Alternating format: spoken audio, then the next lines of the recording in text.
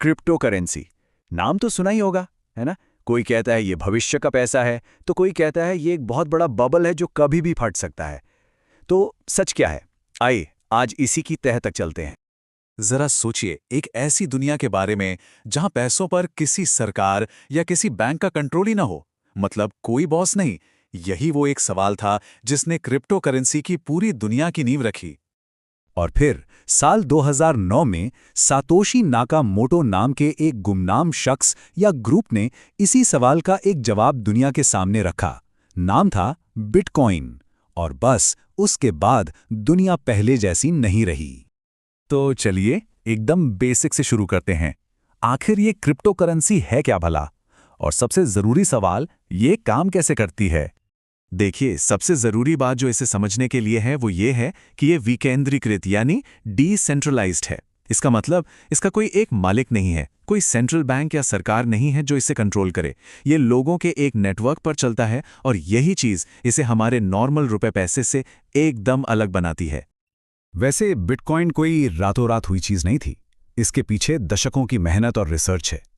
David Chaum और वेई दाई जैसे जीनियस लोगों ने सालों पहले ही एक सुरक्षित डिजिटल कैश सिस्टम का सपना देखा था, और उसी सपने की नींव पर बिटकॉइन खड़ा हुआ।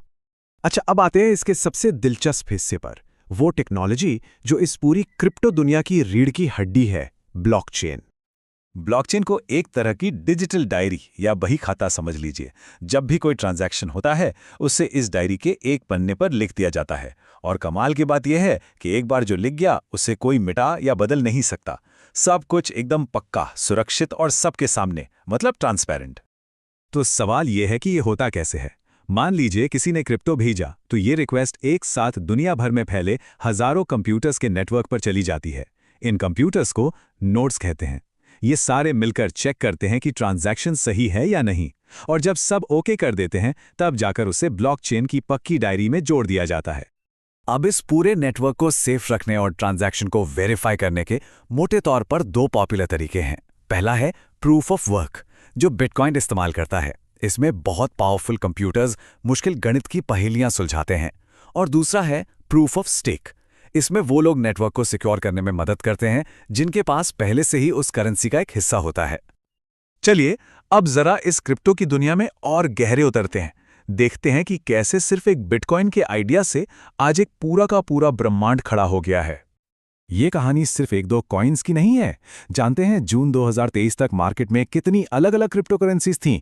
25,000 से भी ज्यादा। सोचिए कितनी तेजी से इस फील्ड में नए नए आइडियाज और एक्सपेरिमेंट्स हो रहे हैं। और ये सब सिर्फ बिटकॉइन की नकल नहीं है, सबका अपना अपना काम है। जैसे लाइट कॉइन, जो बिटकॉइन से भी तेज ट्रांजैक्शन के लिए बनाया गया। फिर आता है इथीरियम, जिसने स्मार्ट कॉन्ट्रैक्ट्स का कॉन्सेप्ट लाया, मतलब ब्लॉकचेन पर चलने वाले ऐप्स। और हाँ, डॉज कॉइन जैसे मीम कॉइन्स को कैसे भूल सकते हैं, जो मजाक मजाक में इंटरनेट पर शुरू हुए और आज अरबों की चीज बन गए। लेकिन हर चमकती चीज सोना नहीं होती। इस दुनिया का एक स्याह पहलू भी है। तो अब बात करते हैं क्रिप्टो के वादों और उसके साथ आने वाले बड़े बड़े खतरों की। यूं समझिए कि क्रिप्टो एक सिक्के के दो पहलुओं जैसा है। एक तरफ है आज़ादी, पारदर्शिता, कम फीस और इनोवेशन का सुनहरा वादा, तो वहीं दूसरी तरफ है कीमतों का जबरदस्त उतार चढ़ाव, बड़े बड़े स्कैम्स, गैर कानूनी कामों में इसका इस्तेमाल और भी बहुत कुछ। और ये जोखिम कितने बड़े हो सकते हैं? इसका सबसे बड़ा उदाहरण है FTX एक्सचेंज। जानते हैं डूबने से पहले इसकी वैल्यू कितनी थी? 18 अरब डॉलर। और ये रातों रात जीरो हो गई। ये दिखाता है कि इस मार्केट में पैसा जितनी तेजी से बनता है उतनी ही तेजी से डूब भी सकता है। एक और बहुत बड़ी चिंता है पर्यावरण, खास तौर पर बिटकॉइन की माइनिंग। इसमें इतनी ज्यादा बिजली खर्च होती है कि इसका सालाना कार्बन फुटप्रिंट ग्रीस जैसे एक पूरे देश के बराबर है। ये वाकई में एक चौंकाने वाली बात है। इसकी असली कीमत को लेकर भी सवाल उठते हैं। बिल गेट्स ने तो इसे ग्रेटर फूल थ्योरी पर आधारित बताया है। इसका मतलब सीधा सा है कि लोग कोई चीज सिर्फ इसलिए खरीदते हैं क्योंकि उन्हें लगता है कि आगे कोई और बड़ा बेवकूफ मिलेगा जो उसे और ज्यादा कीमत पर खरीद लेगा। तो इस सब को देखते हुए दुनिया भर की सरकारें क्या कर रही हैं? वो इस नई टेक्नोलॉजी से कैसे डील कर रही हैं? आइए इस पर एक नजर डालते हैं और खास तौर पर देखते हैं कि भारत में क्या हो रहा है। और यहां एक हैरान करने वाली बात है, क्रिप्टो को अपनाने में भारत दुनिया में दूसरे नंबर पर है। जी हाँ, नंबर 2।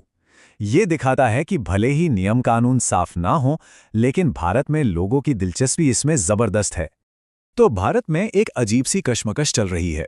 एक तरफ जनता है जो धड़ल्ले से क्रिप्टो में इन्वेस्ट कर रही है, दूसरी तरफ सरकार और रिजर्व बैंक हैं जिन्हें देश की फाइनेंशियल स्टेबिलिटी की चिंता सता रही है।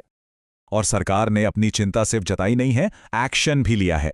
भारत में क्रिप्टो से होने वाले किसी भी मुनाफे पर सीधा 30% का टैक्स लगा दिया गया है।